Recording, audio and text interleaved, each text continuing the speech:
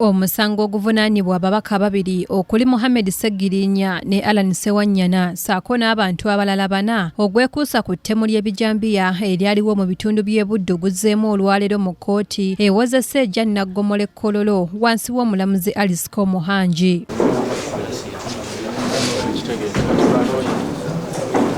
Wabula Kkooti eno egenza okutandika nga bannamateeka Babaka Allan Ssewanyana ne Muhammade Ssegirinya okuli Elias Lukwago, Shamim Malende ne Samuel Muyizi nga tebalabikako. Munnamateeka omulala Ocheng abadde agenda mu musango omulala awaliriziddwa okukyusaamu n'ajja mu Kkooti eno.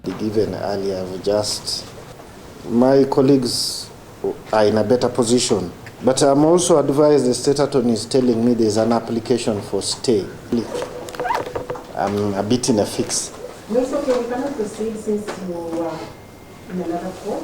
Yes. I will not really insist that you stay here and proceed. Must oblige, my lord. I also need to be on record that Council Tuyamsima called me a few minutes ago and said he had been caught up somewhere but was on his way to this court. Council Muyizi, my lord, called me and informed me that as a team representing F4 and F5, they had instructed him to appear. But Council Muyizi, Mulindwa, that the Lord Mayor and the rest had entrusted him. However, he also got an emergency call from Law Council where he was supposed to appear.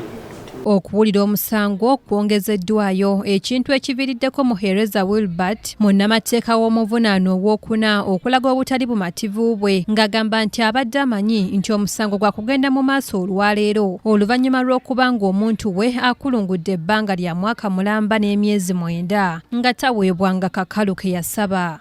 Prayer, my lord, if this court is to consider any adjournment today, it be clear that it is the very last adjournment here. Hearing on third.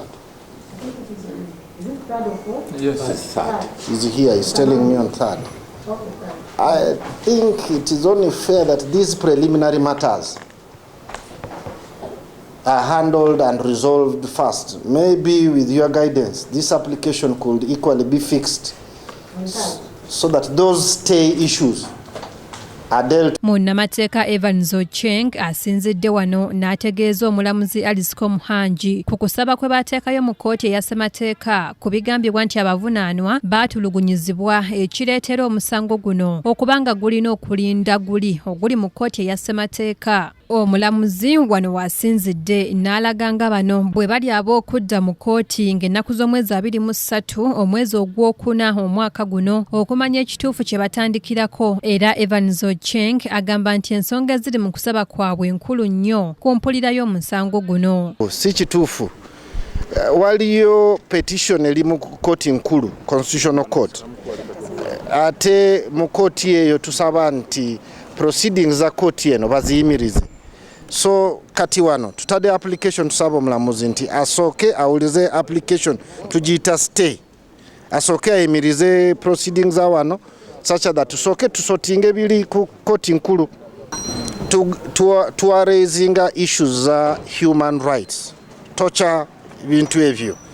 Ate tugamba nti kkooti eri oba ekanya naffe, then tujja kuba ne reason why eno kesi ejagenda maaso. Abantu bano bonna bavunaanibwa okuba n'ekkobaane, okutta n'okwetaba mu kutta abantu mu bitundu eby'e Masaka ne Lwengo nga bakozesa ebijambiya. Omulangira Jjonjo Moses yakusakidde eggulire lino ku KTV amalindirire.